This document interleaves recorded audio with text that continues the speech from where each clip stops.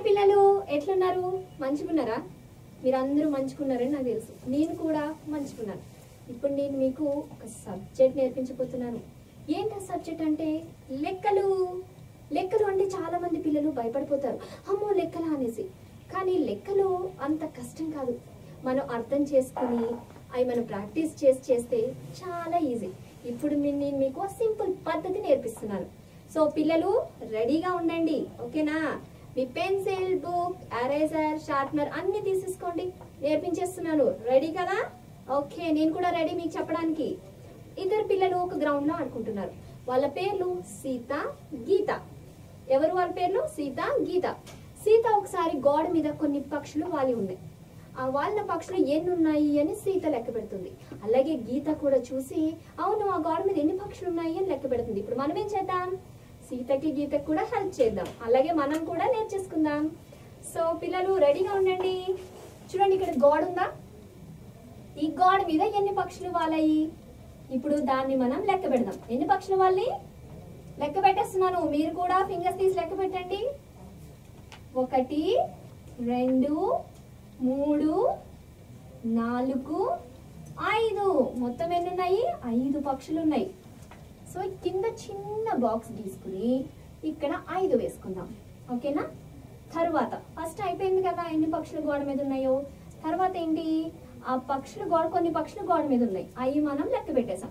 తర్వాత కొన్ని పక్షులు గోడ మీదకి వాళ్తున్నాయి. ఆ గోడ మీదకి వాళ్తున్న పక్షులు ఎన్ని పక్షులు? ఇప్పుడు మనం అవి కూడా లెక్క పెడదాం. చూడండి, ఎన్ని పక్షులు గోడ మీదకి వాడడానికి వస్తున్నాయి? మీరు చూస్తున్నారు కదా ఎన్ని పక్షులు? 1 2 పక్షులు గోడ మీదకి వాడడానికి వస్తున్నాయి. సో 2. సో ఇప్పుడు లాస్ట్ ఏంటి? గోడ మీదకి 2 పక్షులు వాలిపోయాయి. అయితే ఇప్పుడు మొత్తం కొన్ని పక్షులు యాడ్ అవుతాయి, అవునా? అయితే ఇప్పుడు మనం మొత్తం ఎన్ని పక్షులు లెక్క పెట్టేద్దాం. మీరు కూడా రెడీ కదా? నేను లెక్క పెట్టేస్తున్నాను. మొత్తం ఎన్ని పక్షులు పిల్లలు? 1 2 3 4 5 6 7. మొత్తం ఎన్ని పక్షులు? 7 పక్షులు. చూసేసారా కదా? మీరు కూడా లెక్క పెట్టేశారు కదా, మీకు కూడా ఆన్సర్ వచ్చేసింది. మొత్తం ఎన్ని పక్షులు? 7 పక్షులు ఉన్నాయి గోడ మీద.